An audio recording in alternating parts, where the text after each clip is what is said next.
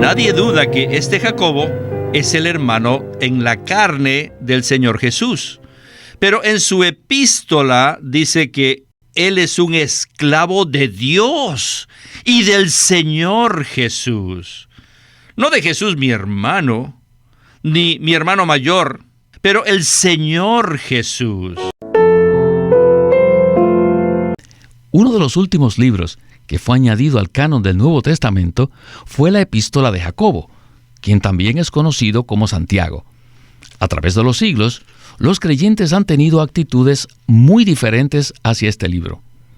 Algunos lo atesoran mucho y le atribuyen una posición preponderante entre los demás libros de la Biblia. Por otro lado, otros lo comparan con el libro de Proverbios y consideran que encajaría mucho mejor en el contexto del Antiguo Testamento. También existen algunos creyentes que se preguntan si el libro de Jacobo debería pertenecer a la Biblia o no. Ahora, ¿cuál es la razón para que este libro produzca unas opiniones tan divergentes? Pues bien, el mensaje de este libro es bastante claro. Su lenguaje es estupendo e incluso poético en ciertos momentos, y el autor goza de gran credibilidad. Según los maestros de la Biblia, todos coinciden en que Jacobo era hermano en la carne del Señor Jesús, y también era un anciano destacado en la primera iglesia, la iglesia en Jerusalén. Así que creemos que esta serie de mensajes que iniciamos hoy nos proveerá una respuesta sólida a la pregunta tan intrigante que hicimos, y las virtudes prácticas de la perfección cristiana. Quisiera entonces preguntarle, ¿por qué cree usted que hay opiniones tan divergentes acerca de este libro? Creo que la razón por la que existen diferentes opiniones respecto a este libro radican en el propio texto del libro de Jacobo, también conocido como Santiago. Sin embargo, queremos dejar muy en claro que nosotros no cuestionamos de ninguna manera que este libro fue escrito bajo la inspiración de Dios. Tampoco cuestionamos la decisión que se tomó para incluirlo en el canon del Nuevo Testamento.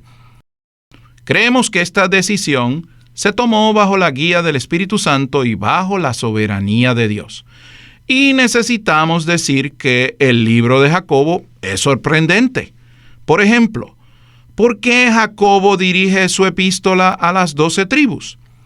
Esto es bastante extraño porque Pedro, quien fue un apóstol para los judíos, al igual que Jacobo, dirige sus epístolas a los creyentes judíos de la dispersión. Sin embargo, Jacobo dirige su epístola a las 12 tribus de Israel, lo cual es una designación del Antiguo Testamento. ¿Por qué habla acerca de la sinagoga? ¿Por qué habla tanto acerca de la ley? Y además, el tono de Jacobo en su libro contiene el sabor y el gusto del Antiguo Testamento. No estamos tratando de prejuzgar ni tampoco de descalificar este libro, pero si leemos cuidadosamente el texto y lo comparamos con las epístolas de Pablo, sin duda tendremos preguntas e interrogantes. Por ejemplo, pueden surgir interrogantes acerca del primer versículo que dice: Jacobo, esclavo de Dios y del Señor Jesucristo, a las 12 tribus que están en la dispersión, regocijaos. No cabe duda que Jacobo reconocía que Jesús, quien era su hermano en la carne, era Dios en la carne. También toma la posición de un esclavo del Señor y de Dios, lo cual es maravilloso. Sin embargo, después menciona a las 12 tribus y más adelante menciona la sinagoga. Por tanto, les pedimos a los que escuchan este mensaje que tengan un espíritu y una mente abierta a medida que avanzamos en el estudio vida de Jacobo, también conocido como Santiago. Igualmente, les recomendamos que lean este libro con cuidado y que escuchen todos los mensajes de este estudio vida. Así podrán comprender nuestro intento fiel por transmitir lo que en realidad está escrito en este libro, a la luz de la revelación completa del Nuevo Testamento respecto a la economía de Dios. Primero, recibiremos luz respecto al libro y la persona de Jacobo.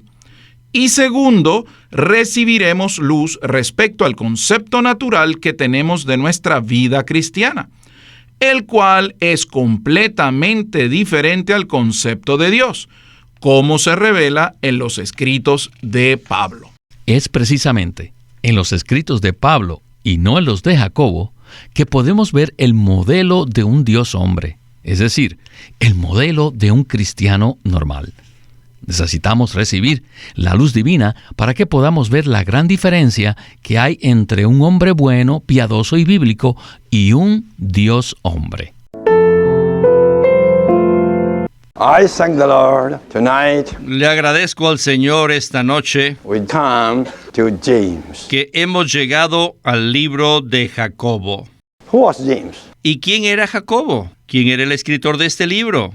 Según todo el relato del Nuevo Testamento, nadie duda que este Jacobo es el hermano en la carne del Señor Jesús.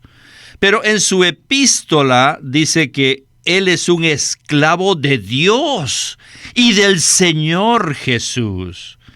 No de Jesús mi hermano, ni mi hermano mayor. En realidad, cuando él estuvo en la tierra no lo amaba tanto. Probablemente ni le hizo mucho caso y hasta lo menospreció.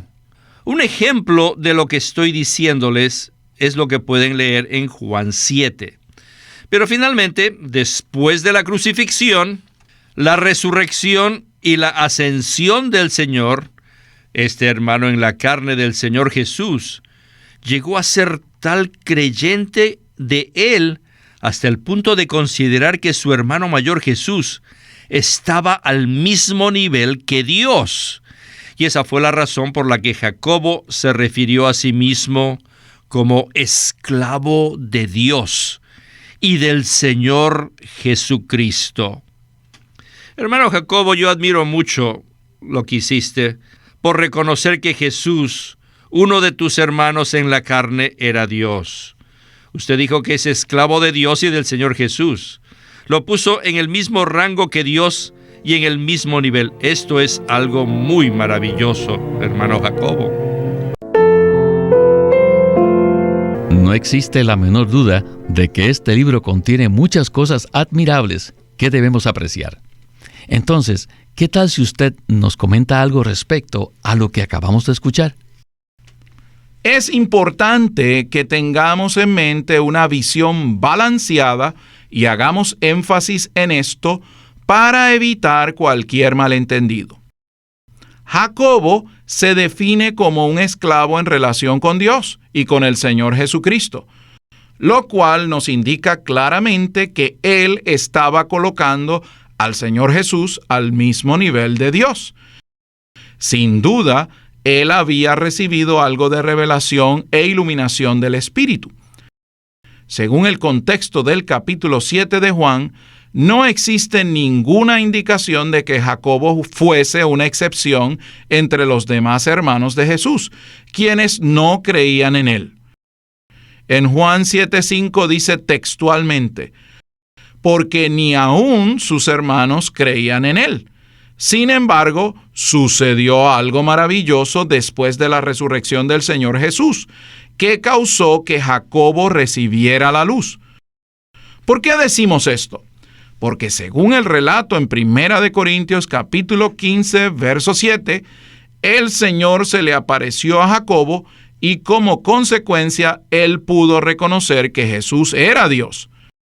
Al hacer esto, Jacobo puede catalogarse como un creyente del Nuevo Testamento quien tiene la fe en el Señor. No obstante, a renglón seguido, Jacobo menciona a las 12 tribus que están en la dispersión. Después de reconocer a Jesús como Dios, es sorprendente ver que él mencione a las 12 tribus en la dispersión.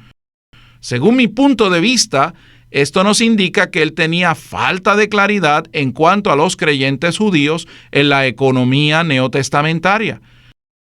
¿Qué lugar ocupan los creyentes judíos, no solo con respecto a los gentiles, sino también en cuanto a la iglesia de Dios? Necesitamos hablar con franqueza. Sentimos que los escritos de Jacobo, siendo fieles a lo que él realmente escribió, indican que él todavía no estaba completamente claro con respecto a la diferencia entre los judíos y los creyentes de Cristo. Jacobo tampoco estaba claro respecto al cambio dispensacional que había sido introducido por medio del ministerio del Señor Jesucristo. Eso es verdad, Oscar. Lo que más me llama la atención es que Jacobo escribió unas frases maravillosas, pero al mismo tiempo se le nota una gran falta de claridad en cuanto a la economía neotestamentaria de Dios, ¿verdad? Así es. Esta falta de claridad nos hace pensar que nosotros somos exactamente iguales a Jacobo. Por tanto, necesitamos mucha ayuda y mucho pastoreo del Señor para que podamos obtener una visión cristalina de la economía neotestamentaria de Dios y para que seamos liberados de todas las cosas religiosas de nuestro pasado. You know, I spend a particular time to check this verse. ¿Saben?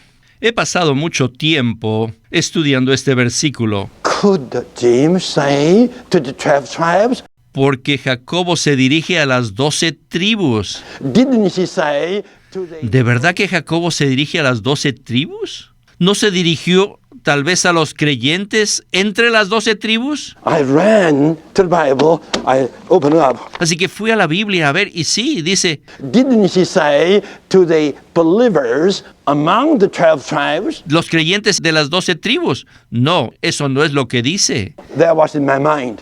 Pero eso es lo que yo tenía en mente. Believers among the 12 tribes, but to the 12 tribes. Jacobo se equivocó tal vez al dirigir su epístola a las 12 tribus, tal vez. To the 12 tribes? ¿12 tribus? Who are the 12 tribes? ¿Quiénes son las 12 tribus? The entire Jewish nation. Claro, se refiere a la totalidad de la nación judía. My. Vaya.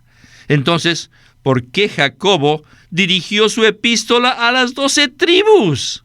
Quizás haya alguien que piense que Jacobo se dirigió a algunos de entre las 12 tribus que estaban en la dispersión y no a la totalidad de las 12 tribus. Eso puede ser cierto, pero la verdad es que no todos los que fueron dispersados eran cristianos. Pero lo cierto es que Jacobo se dirige a las 12 tribus.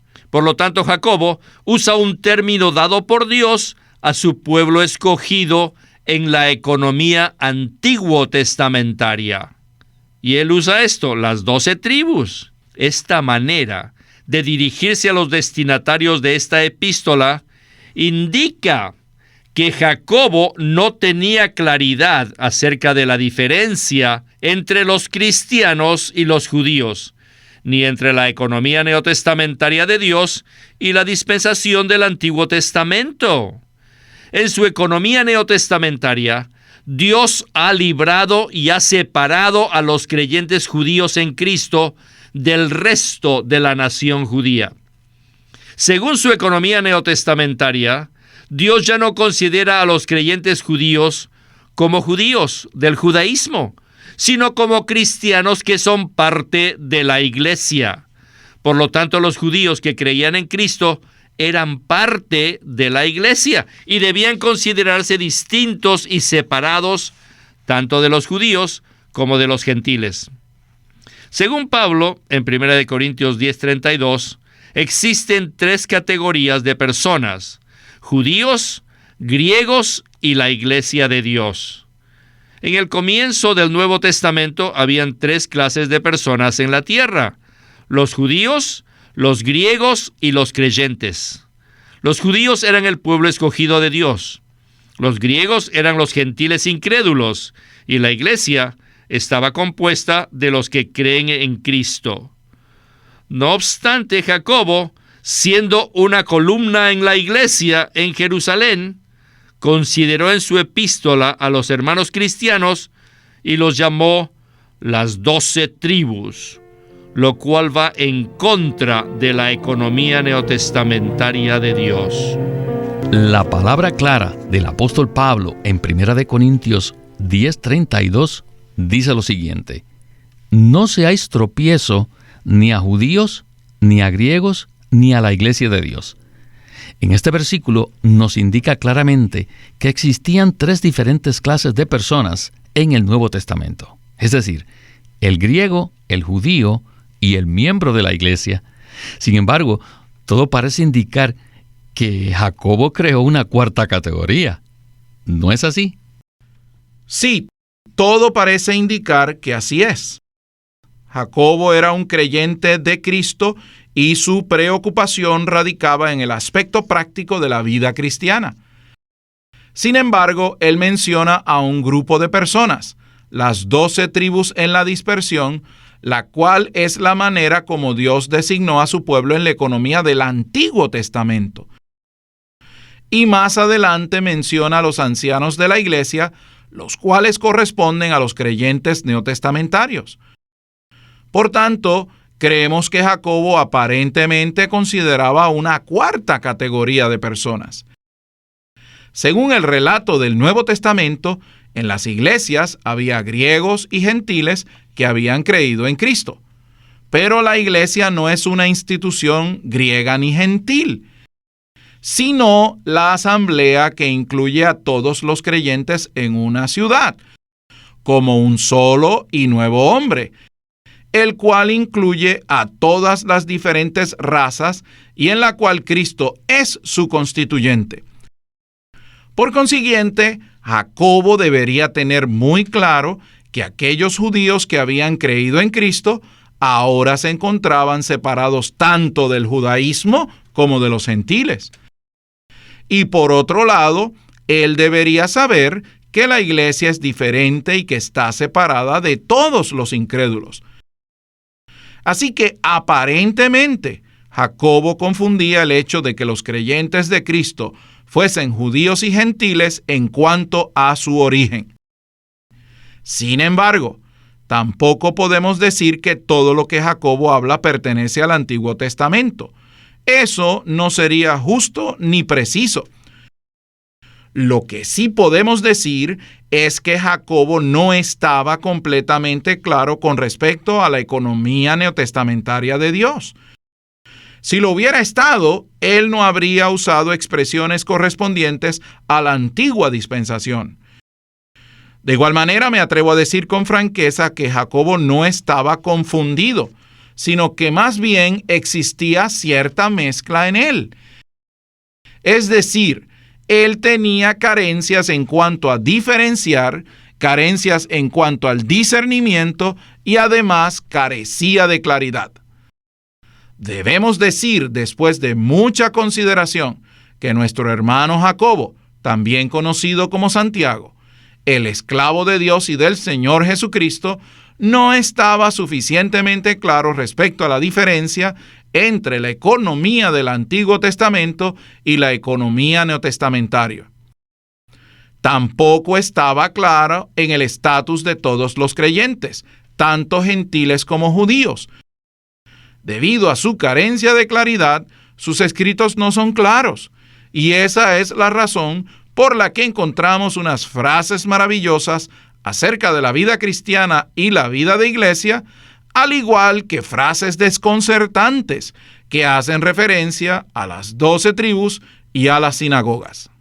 Y en cuanto a esta consideración que usted menciona, queremos reiterar lo que dijimos al inicio del programa.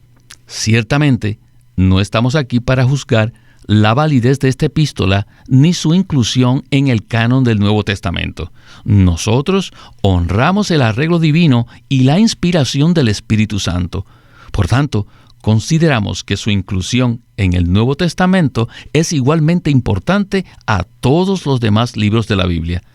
Simplemente queremos ser fieles al texto de este libro y a este ministerio que nos ha abierto este libro. Y una de las razones por las que creemos que este libro fue incluido en el Nuevo Testamento es para ayudarnos de manera práctica en cuanto a la perfección cristiana. Eso se muestra casi desde el inicio del libro, en los versículos 2 y 3, que dicen de la siguiente manera: Hermanos míos, tened por sumo gozo cuando os halléis en diversas pruebas, sabiendo que la prueba de vuestra fe produce perseverancia. Estos dos versículos hacen referencia a la clase de perfección que necesitamos, ¿verdad? Todos necesitamos la perfección cristiana práctica. Jacobo no era una persona teórica, y su carga consistía en llevar a la práctica dicha perfección en la vida diaria. De hecho, él tiene mucho que decir respecto al aspecto práctico de la vida cristiana.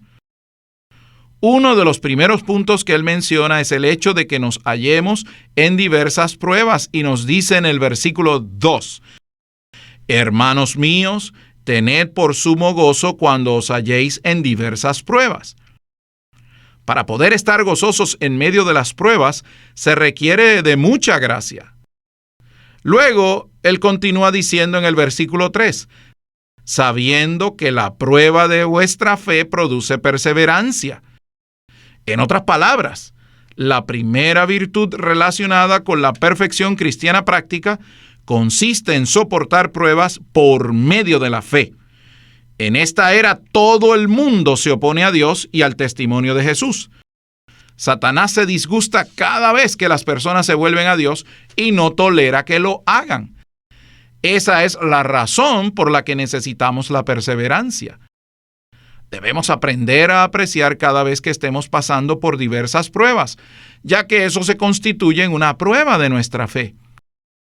Quizás muchos piensen que después que creyeron en el Señor Jesús, entraron en una etapa de la vida cristiana donde no hay sufrimientos ni pruebas. Quizás pensamos que por ser hijos de Dios, Él no permitirá que nada nos pase. No obstante, necesitamos saber que Dios usa las pruebas para perfeccionarnos. Si vemos esto, daremos gracias al Señor por perfeccionarnos a través de las pruebas.